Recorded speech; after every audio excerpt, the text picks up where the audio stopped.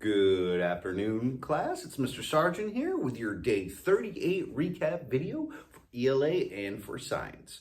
Now, in ELA today, we continued our Anti-Bullying Month program by first watching a quick video on what to do when you're dealing with a bully, as well as a read-along with one of my favorite books, The Tale of Sir Dragon, which I'm really excited to share with you today. In Science today, we reviewed, and, well, you also have your spelling test today, too. So, ladies and gentlemen, let's go ahead and begin. So we're going to start class today with a quick video called April Stands Up to a Bully. Now, in this story, April is in a situation, and she doesn't know what to do.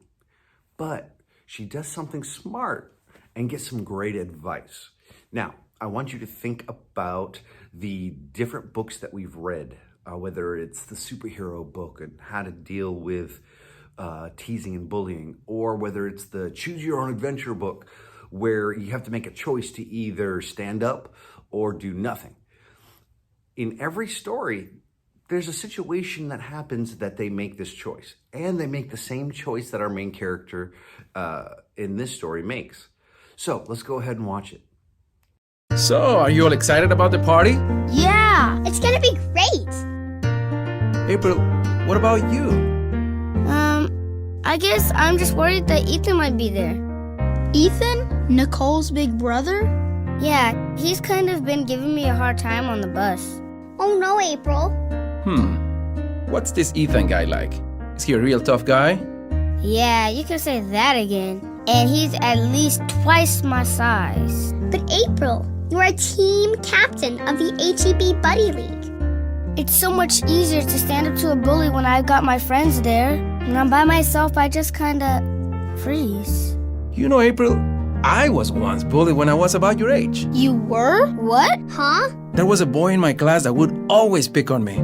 He would even wait for me on my walk home from school. What happened? Well, I finally told my papa what was going on. He told me that in life, there will be many times when we feel afraid. But it is in those times that we show who we really are. Every morning when I woke up, he had me look in the mirror and say, "Soy valiente, soy fuerte, soy valiente, soy fuerte." That means I am brave, I am strong. The next time that bully came to pick on me, I remembered those words. Soy valiente, soy fuerte. I looked him right in the eyes and say, "Tú no me asustas. You don't scare me. Deja de molestarme. Stop bothering me." That bully was so surprised I stood up to him, he couldn't think of a single word to say. Did he ever bully you again? Not only did he stop bullying me, but eventually he became one of my best friends. Soy valiente, soy fuerte, soy valiente, soy fuerte. That's right, April. You are a very brave and very strong young lady. Never forget that. Thanks, Mr. Valdez. All right, kids, you have fun tonight. Tell Nicole happy birthday. And that I love birthday cake. Adios, Mr. Valdez. Adios, señoritas. Dad, I never knew that happened to you. Thanks for helping April. That was really cool. Antonio, it was my pleasure. Diviértete en la fiesta. Regresaré a las 8 en punto. Adios, Papa. Hey, I am cool. Soy valiente, soy fuerte, soy valiente, soy fuerte. Hey, Nicole. Happy birthday. Hi, Bonnie. Thanks for inviting us to your party. I'm so glad you all could make it. Well, look who it is. The amazingly annoying April. Soy valiente, soy fuerte, soy valiente, soy fuerte. What'd you say, little girl? You don't scare me. Stop bothering me. I think it's time for you to leave. Now. You and your friends are asking for a knuckle sandwich. Ethan, please. You promised you'd be nice to my friends on my birthday. A knuckle sandwich? I love sandwiches. Can I get mustard on that? I want the mayo. Ooh, how about some pickles on mine? Ew, pickles? I would like some french fries. How about some cheesy nachos? Chocolate chip cookies! Rocky Road ice cream! Jelly donuts? What? Jelly donuts? Jelly donuts? That's ridiculous. I love it! See, Ethan, you can be fun. Sorry about earlier, Nicole. Sorry, April. Thanks, Ethan. Kids, come upstairs. It's time for cake. Hey, I'll race you guys upstairs. Ready, set, go! No fair, you got a head start. Wait for me!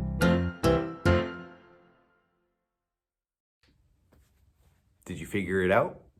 She talked to an adult. Ladies and gentlemen, adults are great to talk to when dealing with bullying. We may not know everything, but we have been in situations before. We've made our mistakes before. We've learned before, and we know how to deal with certain situations like this. Now, in this story, I love the advice that she got. She stood up to the bully using her words, and then she used humor. She used jokes, and it worked. By the end of the story, April had made friends with everybody. So it got me thinking of another situation and another one of my favorite books called The Tale of Sir Dragon. Now, when we think about a dragon, we often think the dragon is the villain or the dragon is the bully. Well, in this story, the roles are reversed just a little bit. So we're going to read together The Tale of Sir Dragon right now. And I want you to see the decisions that are made in the story and how there's a common theme throughout everything that we've done this week. Tale of Sir Dragon. Dealing with bullies for kids and dragons. Written by Jean E. Penzuel. Illustrated by Martine Gobot. Published by Kids Can Press. One hot August day at the end of last week, I went to meet Dragon, who lives near the creek. He carried a shield, and his teddy did too. So I cheered, "Come on, Dragon, I know what we'll do." We were going together to camp for the day, but first we had to get ready to play. Hand in hand we raced home, and I grabbed what I could: scissors, glue, cardboard, tape, tinfoil, and wood. We snipped and we cut, we glued, then at last we both donned the armor of ages long past. Raising my sword, I cried, "From east to west, from north to south, on a knight's noble quest." "To the park," Dad joined in, "set off at a trot. It's time to head out to Camp Camelot." When we got to the drawbridge, Dad hugged us goodbye. We went off to play, the dragon and I. Through the playground we jousted, a chivalrous pair, till we bumped into 3 other knights standing there. One of them sneered, "Well, what have we here?" And I looked at the dragon, whose eyes filled with fear. "A dragon," he smirked. "We've told you before. You're too big, tall, and green to play knights anymore." "Let's chase him away," he cried, raising his shield. "We'll vanquish that dragon. We'll make that beast yield." My poor friend the dragon, his head hanging low, turned around sadly and started to go. But that bully wasn't done. With a blistering stare, he boldly walked up and snatched Dragon's bear. "Wait a minute," I cried. "What you're doing's not right. The dragon's a trustworthy, most valiant knight. No one should ever be treated this way. Give back his bear and let's all of us play." Surprised at my outburst, he laughed. "Can't be done. Dragons aren't knights, and they can't join the fun." With that, all 3 left. I stood there and frowned. A fat dragon teardrop fell to the ground. "I know what to do. I know just the thing," I smiled. "Let's petition for help from the king." It took but a moment to reach the king's court, and bowing quite humbly, I gave my report. "A serious charge," he said, "I must agree. I'm glad that you both brought this issue to me. I'll send a command, and as quick as they're able, we'll meet with them here around the round table. My good friend the dragon, big, tall, and green, went off for a walk hand in hand with the queen. As soon as the group of knights could be found, the bully, his friends, and I gathered around. The king asked us, "What does it mean to belong? Was treating the dragon that way right or wrong?" "Have you ever felt picked on?" I asked. "Have you felt small? Have you felt like there's no one who likes you at all?" We sat there a while, no one making a sound, and then the mean knight said, looking around, "It doesn't feel good, I have to admit. I've been picked on before. I don't like it one bit. I've been told I'm too little and too young to play, but I didn't think dragons would feel left out that way." The king said to the boy, "I'll make this quite clear. We'll have absolutely no bullying here. Go on a quest to fix what you've done wrong, and think about how you can all get along." Bowing low to the king, as all proper knights do, he agreed to the quest, and we all then withdrew.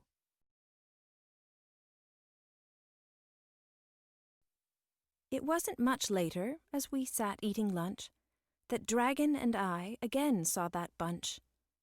My friend sat up tall, his head held up high, and he looked at the bully right in the eye.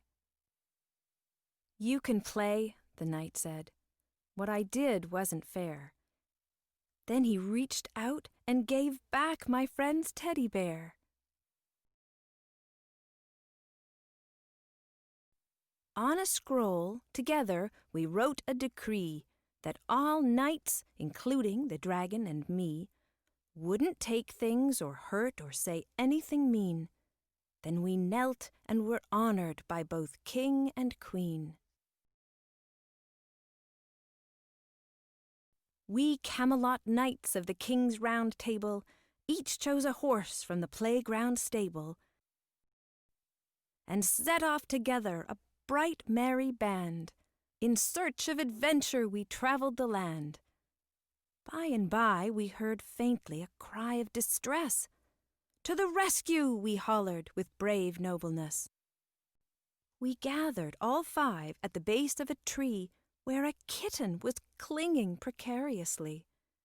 "It's no use, we can't reach," I said with a sigh.